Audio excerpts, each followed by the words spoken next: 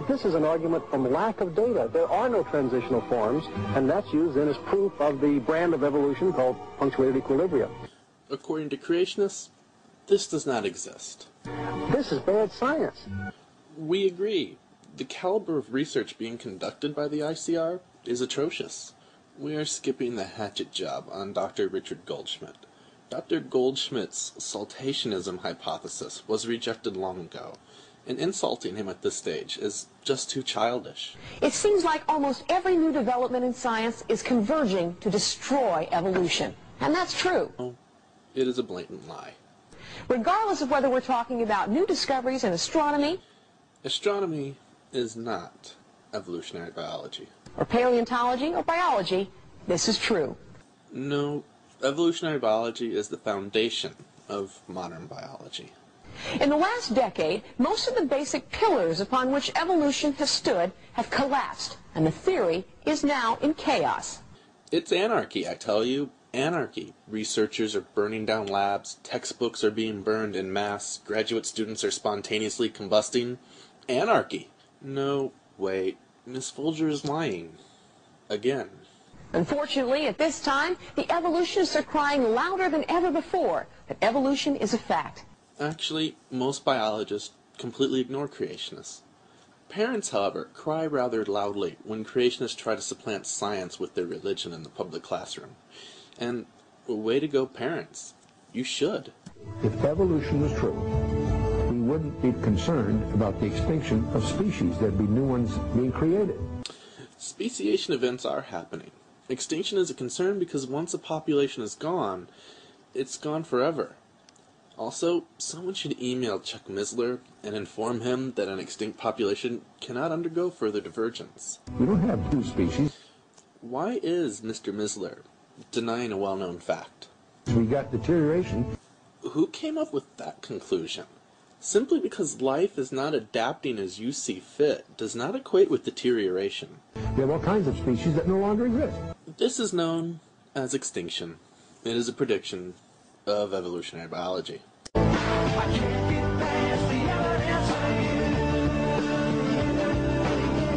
That just does not even make sense. If something has been found, it can no longer be described as missing. Words have meaning for a purpose. Let's consider the case of human beings. Now you know why we already covered those fossils. Evolutionists say humans came from apes.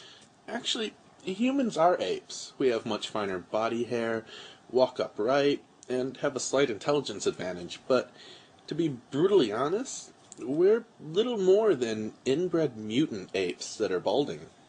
For years, some scientists tried to pass off certain fossil discoveries as the missing link between the two species. The problem is, every last case was shown to be either a fraud or an error.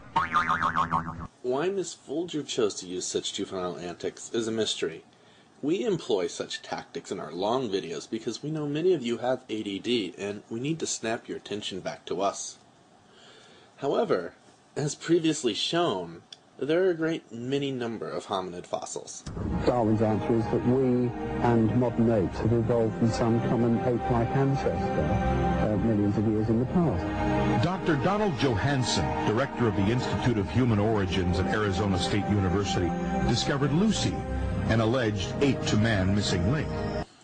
There is nothing alleged about the Australopithecus afarensis specimen known as Lucy. Here's what Dr. Johanson said in a NOVA program on PBS.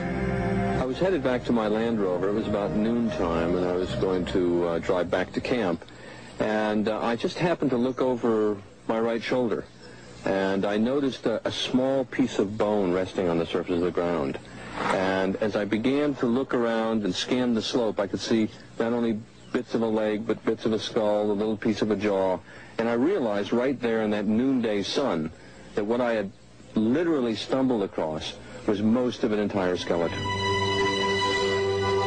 Here was the skeleton of a creature that looked like it could walk like us, but with many ape-like features. The ape that stood up, it was a revolutionary idea. It was a revolutionary idea, all right.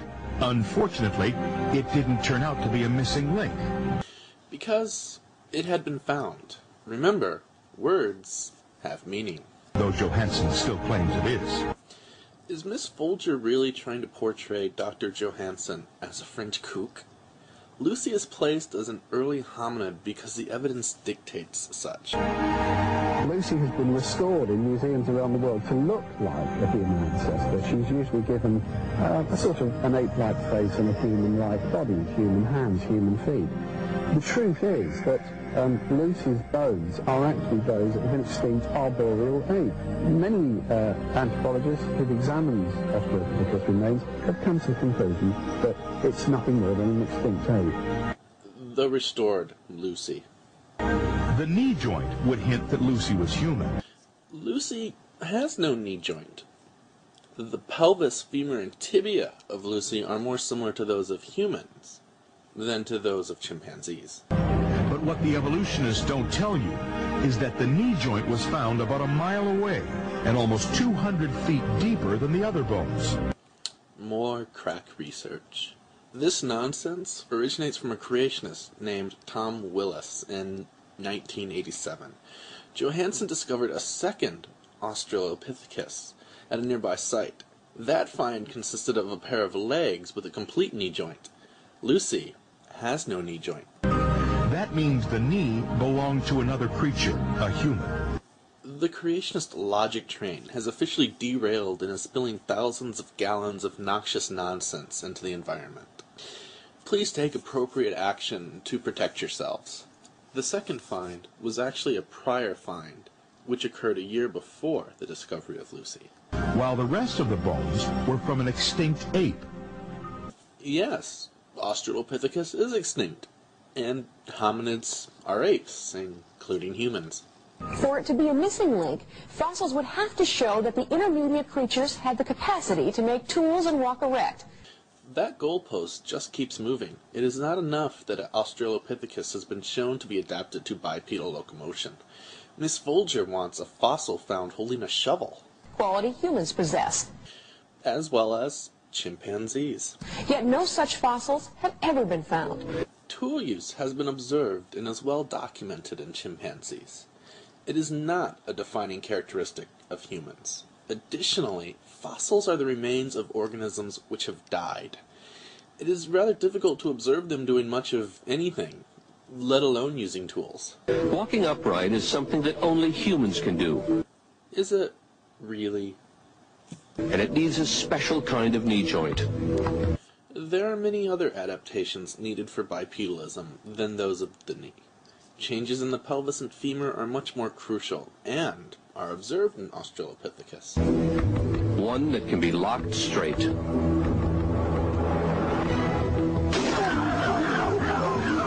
A chimp gets around on all fours. If it tries to walk upright, its knee joint doesn't lock. It's forced to walk with a bent leg, and that's tiring. So the evolutionist has to somehow find an animal that has at least the latent capacity to make tools. Again, that poor goalpost is forced to move across town by the creationist mob. Tool making is not a defining characteristic of humans. New Caledonian crows have been observed to make hooks. The noble crow, scourge to farmers worldwide, and apparently creation scientists as well.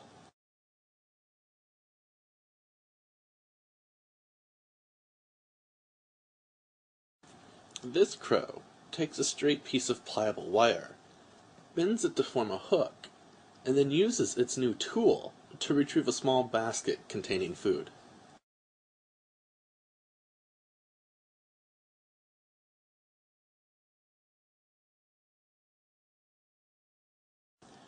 Tool use is not a defining characteristic of humans.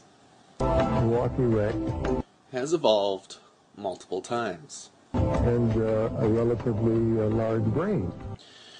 These fossils do not exist. But at this point, you must be thinking, what about all those displays at the museums? Please do not go the conspiracy route.